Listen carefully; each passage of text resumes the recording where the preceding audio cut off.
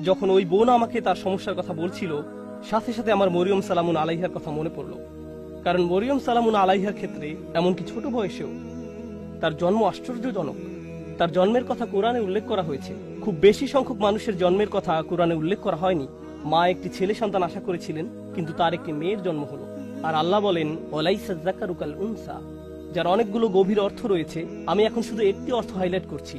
এই মেয়েটি অন্য কোনো ছেলের মতো নয়, এই মেয়েটি স্পেশাল। প্রসঙ্গত, দয়া করে এই কথাগুলো মনে রাখবেন। পরের বার আপনাদের কেউ যদি সন্তান সম্ভবা হয়ে থাকেন, আপনি আশা করছেন, আপনার মা আশা করছে, আপনার চাচাতো খালাতো ভাই বোনেরা আশা করছে একটি ছেলে শিশুর জন্ম হবে, কিন্তু একটি মেয়ের জন্ম হলো, তখন মনে রাখবেন আল্লাহ মরিয়ম সালামুন আলাইহার জন্মের মতো কারো জন্মের কথা এভাবে হাইলাইট করেননি। মেয়ে সন্তান পাওয়া সম্মানের, মেয়ে সন্তান পাওয়া আল্লাহর একটি উপহার।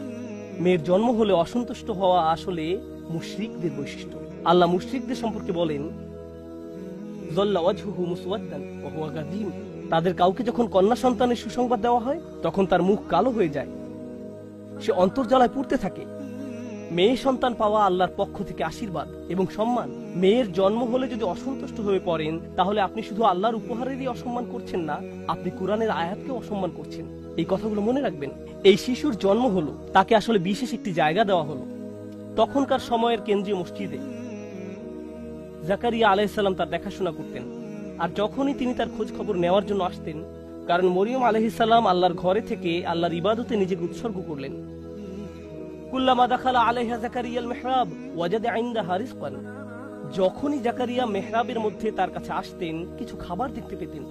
তিনি জিজ্ঞেস করলেন, এগুলো কোথায় পেলে তুমি? এই ফলগুলোর তো এখন উৎপাদন হয় না, এমনকি এগুলো এই সিজনেরও নয়। এগুলো শীতকালে হয় আর ওইগুলো গরমকালে জন্মে। তুমি এইসব ফল কোথায় পেলে? উত্তর দিতেন, ক্বালাত হুয়া মিন ইনদিল্লাহ, এগুলো আল্লাহর পক্ষ থেকে বিশেষভাবে এসেছে।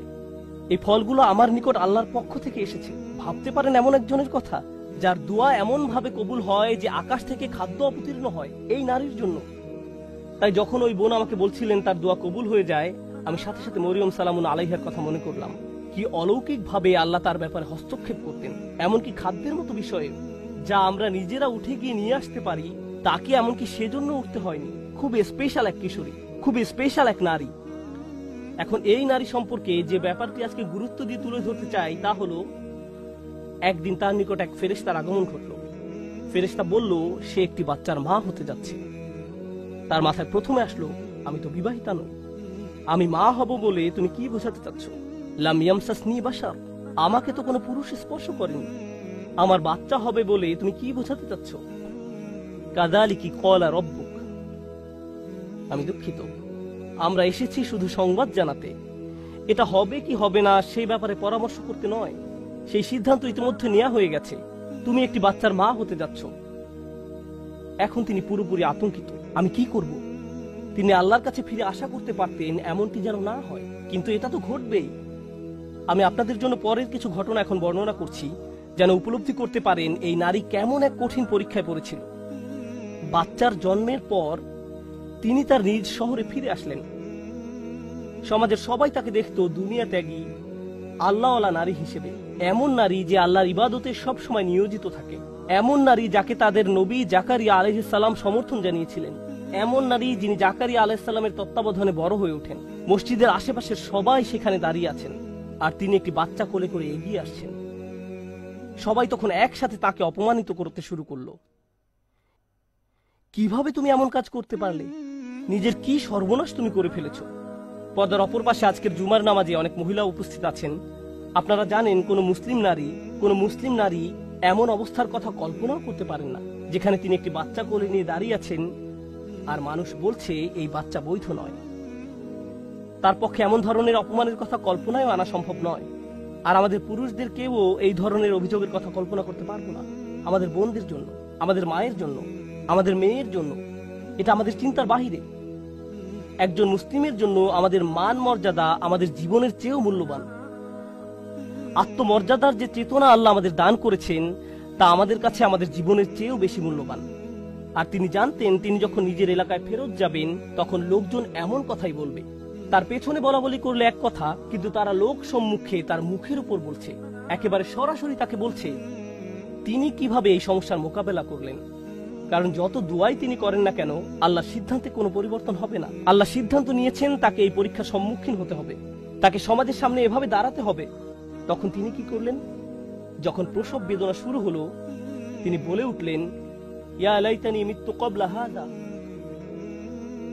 তিনি বলে উঠলেন, হায়, আমি যদি কোন রূপে এর পূর্বে মরে যেতাম। আশা করছি সন্তান প্রসবকালে মারা যাব, কারণ সামনে যে অপমান সইতে হবে তার থেকে মৃত্যুর মাধ্যমে সহজে অব্যাহতি পাওয়া যাবে। কুরআনের অন্য কোথাও কারো মৃত্যু কামনা করার কথা উল্লেখ নেই, শুধু এই জায়গায়। একবার চিন্তা করে দেখুন, কেন তিনি মৃত্যু কামনা করছেন? আল্লাহ আজ্জা ওয়া জাল্লা স্বীকার করছেন যে কখনো কখনো মানুষ এমন কঠিন মানসিক আঘাতে জর্জরিত হবে যে মৃত্যু কামনা করে পড়বে। এমন পরিস্থিতিতেও মানুষ পড়বে। ঠিক এমনই এক চরম পরিস্থিতিতে তিনি পড়ে গেলেন, আর আল্লাহ এটা স্বীকার করলেন। ইয়া লাইতানি মিততু ক্বাবলা হাযা। আমি এটা পড়ার পর প্রচন্ড ধাক্কা খেলাম। কিভাবে তিনি এমন কথা বলতে পারলেন? জানেন তো, আমাদের রাসূলুল্লাহ সাল্লাল্লাহু আলাইহি ওয়াসাল্লাম বলেছেন, লা ইয়াতামান্না ইয়ান্না আহাদুকুমুল মাউতা। তোমাদের কেউ যেন মৃত্যুর আকাঙ্ক্ষা না করো। তোমাদের মৃত্যু কামনা করা উচিত নয়। কেউ কখনো সহজে মৃত্যু কামনা করে না, কিন্তু তিনি এখানে মৃত্যু কামনা করছেন কেন? এটা অত্যন্ত কঠিন এক পরিস্থিতি, মারাত্মক এক অবস্থা। তো তিনি যে অপমানের সম্মুখীন হতে যাচ্ছেন তা মৃত্যুর চেয়েও খারাপ। তাই তিনি বললেন, ইয়া লাইতানি মিততু ক্বাবলা হাযা। এই কথা কোরআনে উল্লেখ করার কারণ আছে। দুনিয়ার এই জীবনে মানুষ অপমানজনক পরিস্থিতিতে পড়বে, থেকে মুক্তির কোনো উপায় চোখে পড়বে না। অনেককে তাদের পরিবারের সম্মুখীন হতে হবে, মিথ্যা অপবাদের সম্মুখীন হবে, অতীতের কোনো ভুলের মোকাবেলা করতে হবে। কে জানে, তাদের এমন ধরনের মানসিক আঘাতের মোকাবেলা করতে হবে। তখন তারা মরিয়ম সালামুন আলাইহার উদাহরণে সান্ত্বনা খুঁজে পাবেন। কিন্তু তিনি এখানেই থেমে যাননি। তিনি বললেন, ওয়া কুনতু নাসিয়াম মানসিয়া। নাসিয়ান মানসিয়া খুবই অসাধারণ শব্দ যুগল। তারা বলে ফাল ও ফিইল, এবং এই দুইটি ওজন। তারা নিসিও বলে। এক কিরাতে এটাকে নিসিয়ান, অন্য কিরাতে নাসিয়ান পড়া হয়, জিবহ এর মতো। আরবি ভাষায় দুই ধরনের শব্দ আছে, জিবহ ও মাজবুহ। একইভাবে নাসি এবং মানসি, এই শব্দগুলোর প্রথমটা আসলে ব্যবহৃত হয়, আমি আপনাদের জন্য লিখে এনেছি। ولا يقال للكبش ذبح إلا إذا أعد للذبح। কোন প্রাণীকে, অর্থাৎ কোন ছাগল বা ভেড়াকে আপনি ততক্ষণ পর্যন্ত জিবহ বলবেন না যতক্ষণ না এটি জবাই করার উপযুক্ত হয়। জবাই করা হয়ে গেলে এটাকে বলা হয় জাবিহ, এটাকে বলা হয় মাজবুহ। জবাইয়ের আগে না, আগে বলা হয় জিবহ।